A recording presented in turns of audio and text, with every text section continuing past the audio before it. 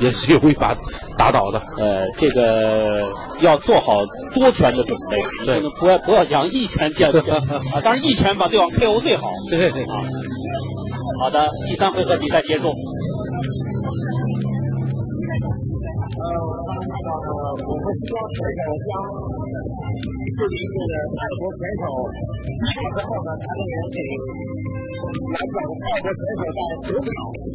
那么这也是为了确保运动员的安全，在职业拳击比赛里面呢，也是有这个医务监督在现场来参与解法。医务监督呢，甚至可以根据运动员的这种身体情况，直接一票否决，就是倒数裁判参加比赛，就是为了确保运动员的安全。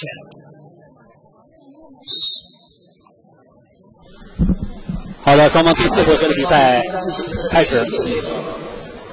这场比赛要打8个回合。从第3回合来看呢，中国新疆的托尔逊呢，在第3回合发挥的非常出色，对，而且有一次将对手击倒。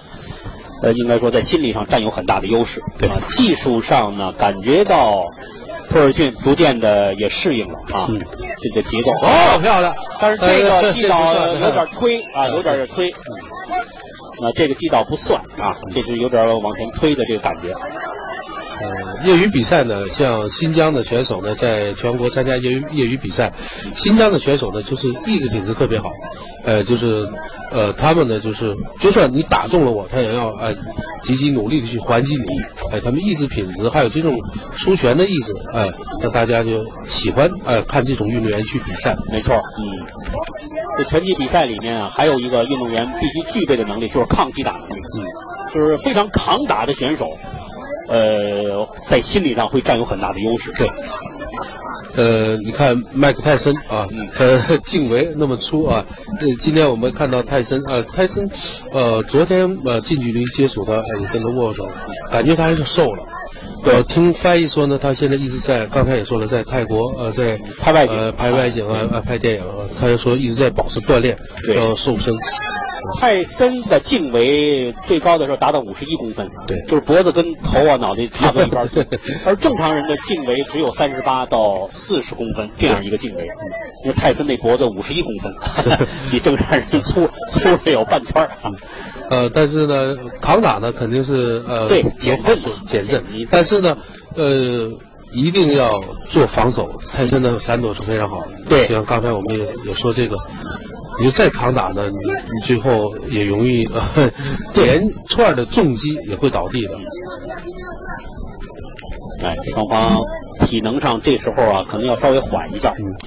感觉上呢，现在红色短裤的这托尔逊啊，这体能上似乎的有稍稍的感觉上有一点这个速度有点慢。是，毕竟是已经打了这个将近4回合啊，所以他在体力上也要安排好。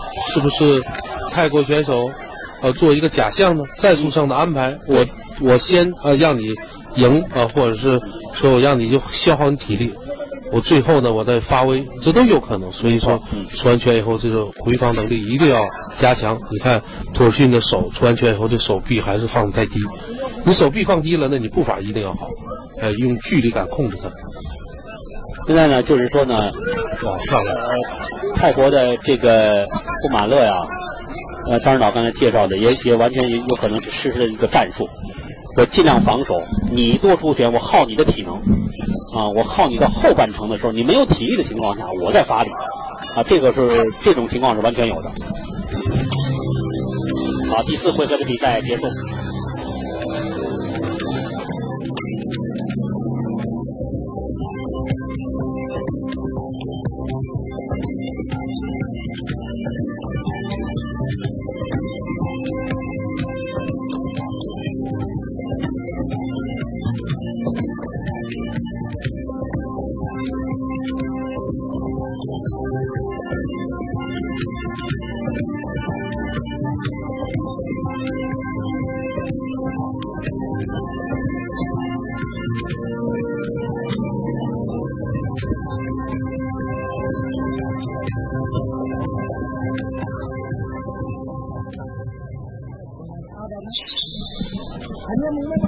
看看双方第5回合，感觉上呢，现在是托尔逊啊，中国新疆托尔逊还是占有优势，但是不能掉以轻心。对啊，这个蓝色短裤的泰国的这个布马勒的抗击打能力还是不错的。另外呢，比较顽强啊，比较顽强。像这种像胶皮糖似的这种拳手啊，我就耗你，对啊，死缠烂打，我就你打我呢，我就防守，一旦有机会，我就像刚才这个摆拳啊，很有威胁的力量啊，所以这个防守一定要加强。因为好的啊，托尔逊现在还是不要放松啊。还是要多出拳，争取打在前面。因为你一出拳，你一打在前面，对方必然要防。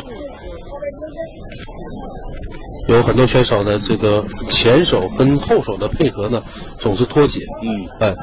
前手后手要配合好的话呢，就可以阻止对手的进攻啊。因为你前手后手要有脱节的话，对方可能就进来了，没错，还击你。现在来看呢，就是泰国选手呢，他就是在抓我们这新疆的选手托尔逊啊，托尔逊呢，你一定要把这个连击拳要加快，像刚才那个前3回合那样啊。可能是由于这个回合也多了，在体力上呢有一定的下降。感觉上红色短裤的托尔逊啊，他这个报价还是不严啊，手放的有时候比较低。那倒感觉到蓝色短裤的这个泰国的布马勒还是防守上还是不错的。因为泰国选手啊，他一般的传统就是他的意志品质非常顽强。因为都知道泰拳啊，泰国的这个泰拳。